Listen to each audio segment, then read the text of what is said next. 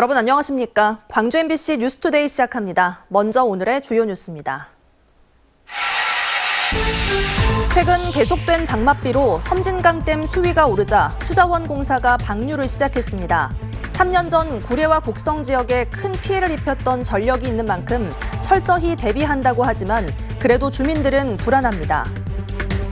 의료 인력 확대 등을 요구하며 대정부 투쟁을 선언한 전국 보건의료노조가 오늘부터 총파업에 들어갑니다. 광주 전남에서는 총조합원 6,500여 명 가운데 필수 의료 인력을 제외한 2,500여 명이 동참할 것으로 예상됩니다. 여수시 율촌면 일원에 미래형 복합신도시가 건설될 예정입니다. 최근 이 일대가 토지거래 허가구역으로 지정됐습니다. 나주 혁신도시에서도 전세 사기 사건이 발생한 가운데 피해 임차인들에게 임대인을 소개시켜준 공인중개사들의 책임 문제가 떠오르고 있습니다. 한 걸음 더 현장 취재했습니다. 3년 전 이맘때 수자원공사가 갑자기 섬진강댐을 방류해 구례와 곡성 지역 주민들이 큰 피해를 입었습니다. 최근 계속된 장맛비로 댐 수위가 오르자 섬진강댐 물을 흘려보내기 시작했는데요. 수자원공사는 같은 잘못을 되풀이하지 않겠다지만 주민들은 불안해하고 있습니다. 김영창 기자가 현장 취재했습니다. 구례 읍내가 완전히 물에 잠겼고 곡성에서는 산사태로 5명이 숨지는 등 큰 피해를 냈던 2020년 8월의 국지성 집중호우. 구례와 곡성 지역 주민들은 3년 전 이맘때가 아직도 고통스러운 기억으로 남아 있습니다. 그래도 겁이 나요. 왜 한 번 당했기 때문에 또 그럴라더냐 그런 생각이 들고 막 그래요. 무서워. 그날은 생각이 싫죠. 엄청 피해 많이 봤잖아요. 지금 거의 사람이 없어요. 당시 수해의 원인으로 섬진강댐의 급격한 방류가 꼽혔습니다.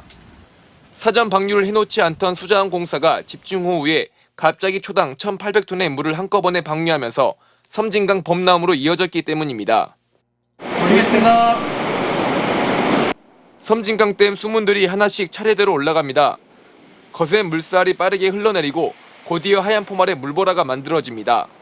최근 장마로 홍수기 제한 수위인 194m 가까이 오른 섬진강댐이 하루로 초당 최대 300톤을 흘러보내고 있습니다. 섬진강댐 방류는 2020년 8월 이후 3년 만입니다. 댐 저수율이 57%로 댐 유형 내 많은 강우가 예보되어 홍수기 제한 수위에 근접할 것으로 예상되어 충분한 홍수 조절 용량을 위해 3년 전과 같은 실수를 반복하지 않기 위해 수자원공사는 방류 하루 전부터 하루 지역 주민들에게 안전 문자를 보냈습니다. 섬진강댐 방류는 열흘 가까이 지속되는데 인근 주민들에게는 대피 명령이 내려졌고 상가 하천 등 위험 지역에는 출입이 통제됐습니다. 구례군도 섬진강댐 방류에 맞춰 1만여 가구에 스피커를 설치해 대피 안내 방송을 하는 등 24시간 비상근무에 들어갔습니다.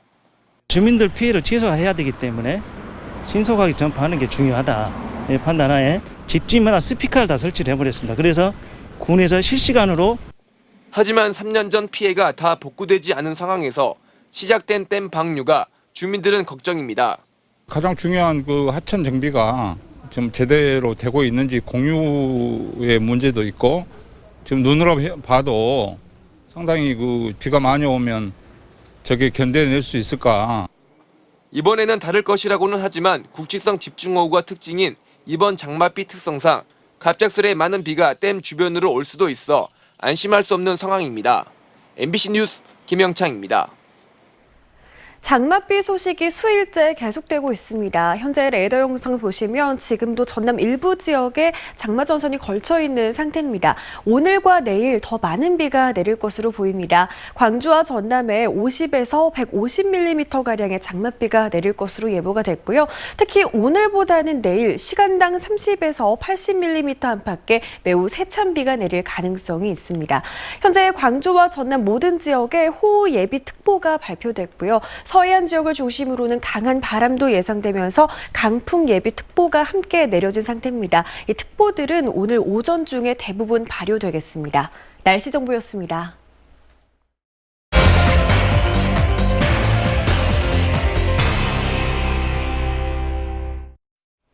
나주 혁신도시에서 전세 사기 사건이 발생했다는 소식 전해드린 바 있는데요.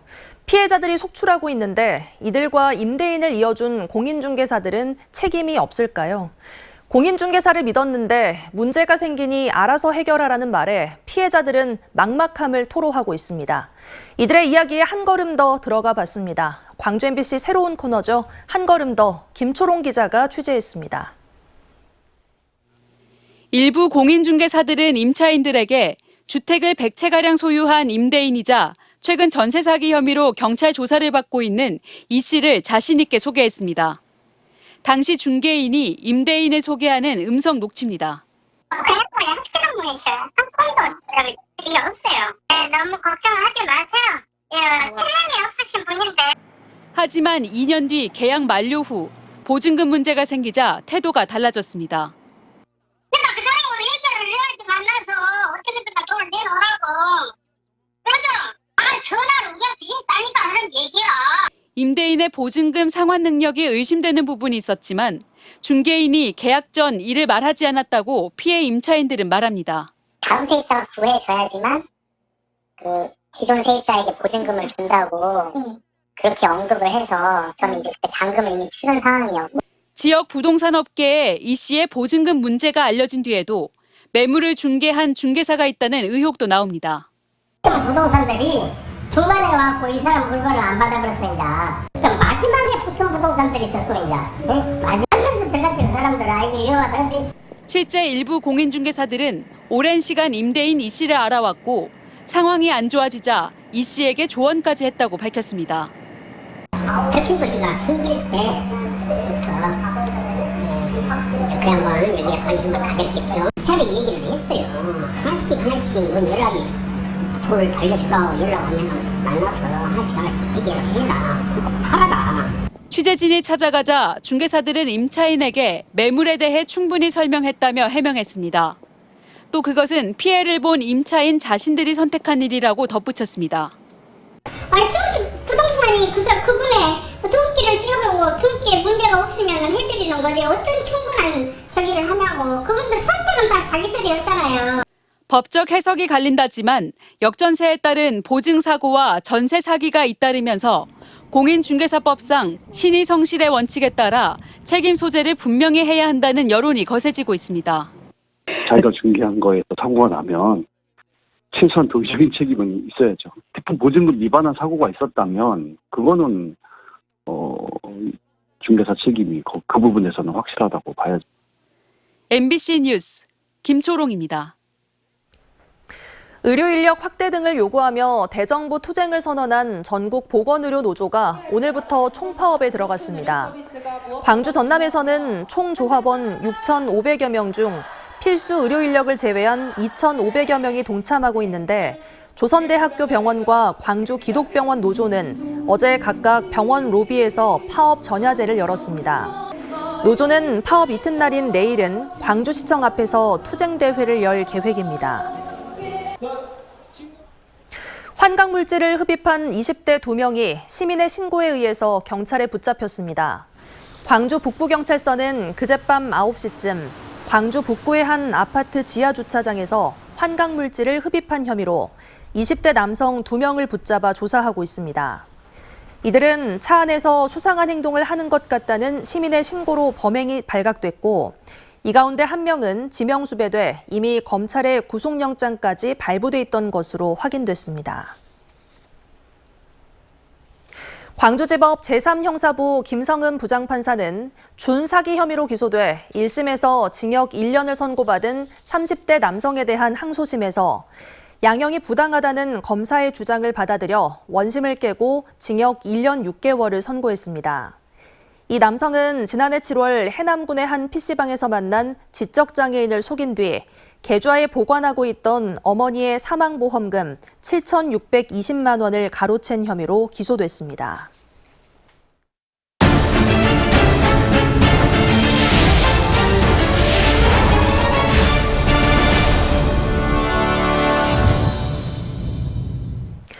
오는 2029년까지 여수시 율촌면 일원에 미래형 복합신도시가 건설됩니다.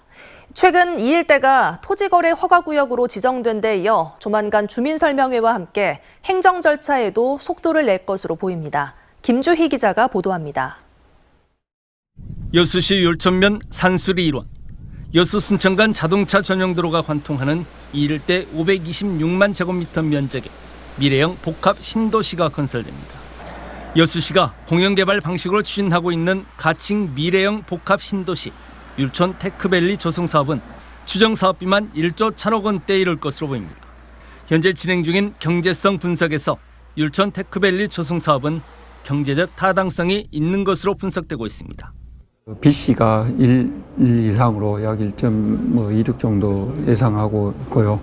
그래서 경제성이 1 이상이면 사업의 경제성이 있는 것으로 인정이 되기 때문에 사업을 아마 진행할 수 있을 것 같습니다. 여수 율천 테크밸리 단지는 계획 인구 3만 5천 명 규모로 정주 생활 기능을 갖춘 율천 신규 산단의 배후 도시로서의 기능을 하게 됩니다. 특히 율천 테크밸리 단지 내에 수소와 2차 전지 등 미래 친환경 융복합 신산업 단지도 함께 조성됩니다. 전라남도는 오는 2026년 7월 10일까지 율천면 산수리와 월산리, 조아리 등 택지개발 예정 부지에 대한 거래를 제한합니다. 조만간 편입 토지 지역민들을 상대로 구체적인 계획 등을 설명하고 주민 의견을 청취해 사업에 반영하기 위한 설명회도 개최할 계획입니다. 시는 오는 2025년 말까지 실시 설계 용역 등 행정 절차를 마치는 대로 택지 개발 공사에 들어갈 계획입니다. 타당성이 나오게 되면 그 설계와 기본 개발 계획을 수립하고 그 이후 보상 절차를 거치고 그 나머지 공사를 수행하게 되겠습니다. 공사는 약 26년부터 29년까지 예상하고 있습니다. 인근 순천시 해령면과 맞닿아 있는 데다 율천 산단과 광양항 컨테이너부 들어있는 산업도로까지 개설되면 여수 율천 테크밸리 단지는 정주와 산업 기능을 두루 갖춘 광양만권의 새로운 미래형 복합도시로 역할을 할 수 있을 것으로 기대됩니다. MBC 뉴스 김주희입니다. 목포에 본원을 둔 한국섬진흥원이 설립 1년 반도 안 돼 교육 기능을 분산시키고 있습니다. 외연 확장보다는 내부 안정이 중요한 시점에서 원장과 부원장의 행보도 예사롭지 않아 우려의 목소리가 나오고 있습니다. 김윤 기자가 취재했습니다. 지난 2021년 10월 목포시 사막도에 문을 연 한국섬진흥원입니다. 섬 연구와 진흥 사업, 교육을 목적으로 정부가 설립한 국책 연구기관. 옛 목포 서부 항운노조 건물을 개보수에 사용하다 보니 연구와 교육 등에 충분한 공간을 확보하지 못하고 있습니다.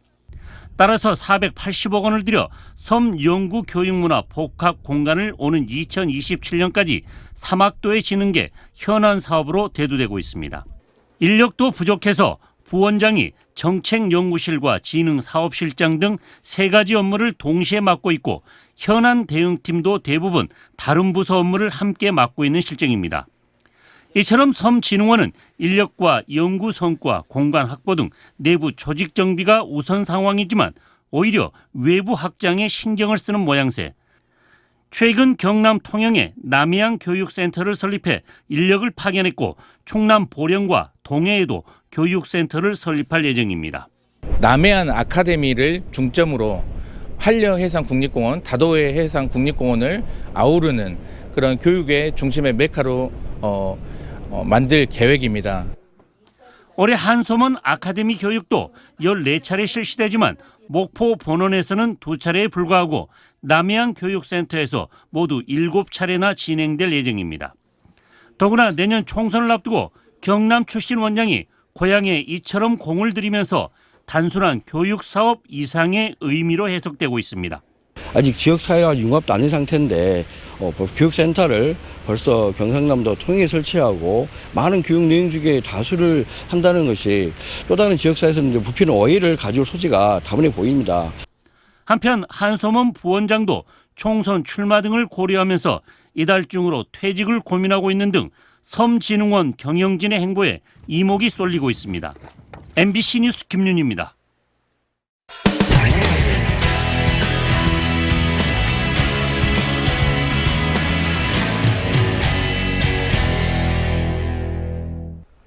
보궐선거에서 당선된 고 노옥희 전 울산시 교육감의 남편인 진보진영의 천창수 울산시 교육감이 취임 100일을 맞아 기자회견을 열었습니다. 천 교육감은 무상교육을 완성하고 다양한 센터를 설립해 일선 학교의 공교육을 지원하겠다고 밝혔습니다. 울산문화방송 홍상순 기자입니다. 천창수 교육감은 무상교육을 완성하겠다고 밝혔습니다. 올해 2학기부터 5살 유아를 대상으로 사립유치원과 공립유치원에 교육비를 추가로 지원합니다. 내년부터 중고등학교 입학생에게 체육복 구입비 10만 원 지원을 신설하고 기존 25만 원이었던 교육비를 30만 원으로 올릴 계획입니다. 올해는 지난 2018년부터 시작한 무상교육을 유치원부터 고등학교까지 완성하는 원년이 될 것입니다. 교육에서는 무엇보다 기초 학력 향상에 역점을 두겠다고 밝혔습니다. 초등학교 1, 2학년에게만 시행되던 1수업 2교사제를 중학교 전 학년으로 확대하기로 했습니다. 또 각종 센터를 설립해 일선 학교의 공교육을 지원할 계획입니다. 전국 최초로 울산 교육과정 연구센터를 설립하고 울산 특수교육원을 통해 울산형 맞춤 교육 서비스를 제공합니다. 공립 온라인 학교와 직업교육 복합센터, 학생 건강증진 전담센터 등도 신설합니다. 또 울산에 안전체험관이 있지만 학생을 1년에 2만 명밖에 수용하지 못하는 점을 감안해 학생을 위한 별도 안전체험관 설립도 추진합니다. 교통안전, 약물과 사이버 중독 예방 등 학교 안전교육 7대 표준안에 따른 종합형 울산 학생 안전체험 교육원 설립도 추진하겠습니다. 현안 질의에서 학생 민주시민 교육조례 폐지에 대해서는 꼭 필요한 교육이라며 반대했습니다. 울산 외고 등 자사고는 그대로 존치하겠다고 밝혔습니다. 수능에서 킬러 문항이 출제되지 않아 변별력이 없을 때를 대비해 진로 상담을 강화하고 학생들의 대학 선택을 돕겠다고 답했습니다. MBC 뉴스 홍상순입니다. 강원도 원주 치악산 소초면에 있는 옛 드림랜드에 체험형 종합휴양시설을 조성하는 사업이 추진됩니다. 장기간 방치된 드림랜드 부지 활용 계획을 두고 그동안 말만 많았는데 이번에는 성사될 수 있을지 주목됩니다. 원주문화방송 권기만 기자가 취재했습니다. 원주시 소초면 치악산 자락에 위치한 옛 드림랜드입니다. 27만 제곱미터의 넓은 부지에 우수한 자연환경을 갖추고 있지만 2015년 폐장 이후 8년째 방치돼 왔습니다. 이곳에 체험형 종합휴양시설을 조성하는 사업이 추진됩니다.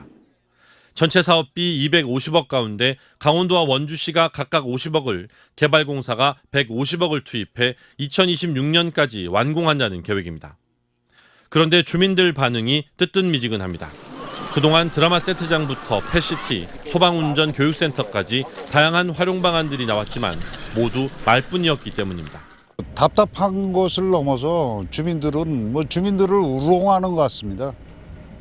이 주민들하고의 약속을 지금까지 10여 년 동안 한번 지킨 게 없습니다. 이 곳곳에 방치된 흔적들이 이게 안타깝기만 합니다. 최근 강원도의회가 해당 부지를 강원도개발공사로 현물 출자한 부분도 우려를 키우고 있습니다. 옛 종축장의 경우 공사로 소유권이 넘어간 뒤 개발이 더욱 어려워진 점을 감안하면 드림랜드 부지도 같은 상황이 될 수 있다는 겁니다. 다만 이번에는 무상 임대하는 종축장과 달리 개발공사가 직접 개발과 운영에 참여하고 이를 통해 수익을 올린다는 점이 다릅니다. 이렇게 되면 원주에 있는 도유지에 강원도 예산을 투입하면서 발생하는 타 시군의 반감도 줄일 수 있다는 계산입니다. 도지사께서 어떻게 사업을 추진할 것인가를 잘 알고 있기 때문에 원주시가 추진하고 있는 사업 방향에 대해서 잘 반영을 해서 그 종축장 부지하고는 다르게 지금 이제 계획을 여기에 여야 할 것 없이 집행부와 의회 차원에서 한뜻으로 사업을 지지하고 있는 점도 긍정적인 요소로 꼽을 수 있습니다. 강원도개발공사가 우리 종축장 문제 때문에 많은 문제를 일으켰었는데요. 이번에 공유재산이 드림랜드가 강원도개발공사로 또 현물 출자됐습니다. 이번만큼은 원주시와 강원도개발공사 계획을 잘 세워서 진짜 우리 원주 시민들을 위해서 잘 쓰일 수 있도록 강원도개발공사의 부채를 줄이기 위해 원주에 있는 도유지가 잇따라 출자되고 있는 상황에 철저한 준비와 사업에 대한 강한 의지가 없이는 드림랜드가 제2의 종축장이 될 수 있다는 우려의 목소리도 높습니다. 드라마 세트장을 짓겠다, 반려동물 테마파크를 만들겠다, 소방학교를 짓겠다는 등 그동안 말만 많았던 치악산 드림랜드 부지 활용 계획이 이번에는 종지부를 찍을 수 있을지 주목됩니다. MBC 뉴스 권기만입니다. 근로조건 개선과 고용보장을 요구하며 파업에 들어간 광주시립 1-2요양병원 노조가 광주시청사 점거농성을 벌이고 있습니다. 시립 1-2요양병원 노조는 지난 10일부터 광주시가 공공병원 문제 해결에 나서달라며 복직을 주장하며 6개월째 농성 중인 보육 대체교사들과 함께 시청사 로비에서 시위를 벌이고 있습니다. 시립 1-2요양병원 노조와 보육 대체교사 노조는 광주시가 현실 중재안을 내놓을 때까지 점거 농성을 이어가겠다는 방침입니다. 오는 16일 순천만 국가정원과 오천 그린광장에서 쉼과 사색이 있는 고품격 웰니스 체험을 주제로 정원 어싱데이 행사가 개최됩니다. 이번 어싱데이는 정원 박람회장의 어싱기를 중심으로 어싱 스탬프 투어와 함께 정원 해설사가 동행하는 어싱 투어, 박람회 홍보대사들이 참여하는 원데이 어싱 스쿨 등 다채로운 프로그램으로 진행될 예정입니다. 순천시와 조직위는 이번 행사를 통해 많은 시민들에게 어싱의 효능을 체험할 수 있는 기회를 제공하겠다며 비가 내릴 때는 또 다른 매력을 느낄 수 있는 만큼 날씨에 관계없이 행사를 진행할 계획입니다. 오늘도 장맛비 예보가 나와 있습니다. 장기간 비가 이어지고 있는 만큼 비로 인한 피해가 없도록 단단히 대비하셔야겠습니다. 현재 레이더 영상 보시면 지금은 서해안 일부 지역에서만 비가 내리고 있는데요. 점차 비구름대가 다가오면서 오늘과 내일 비가 내리겠습니다. 예상되는 비의 양은 광주와 전남에 내일까지 50에서 150mm 가량인데요. 특히 오늘보다는 내일 시간당 30에서 80mm 안팎의 매우 강한 비가 쏟아질 수 있겠습니다. 현재 광주와 전남 모든 지역에서 호우 예비특보가 발표된 상황이고요. 서해안 지역을 중심으로는 강한 바람이 예상되면서 강풍 예비특보가 함께 발표된 상태입니다. 특보가 내려진 지역을 중심으로 순간풍속 시속 70km에 달하는 매우 강한 바람이 불 수 있겠습니다. 광주의 오늘 아침 기온 25도 안팎으로 어제보다 2도가량 높게 출발했습니다. 밤 사이에도 더위가 이어졌는데요. 한낮 기온 29도 안팎으로 어제만큼이나 더운 날씨 예상됩니다. 목포에서도 29도 안팎의 더위가 이어지겠습니다. 순천의 한낮 기온 28도, 고흥에서도 한낮 기온 28도로 예상됩니다. 바다의 물결은 최고 2m에서 2.5m로 조금 높게 일겠습니다. 다음 주 중반까지도 비는 계속될 것으로 보입니다. 날씨 정보였습니다. 뉴스 마칩니다. 시청해주신 여러분 고맙습니다. 언제 어디서나 내 손안의 뉴스. 광주 MBC 뉴스 유튜브 구독으로 함께하세요.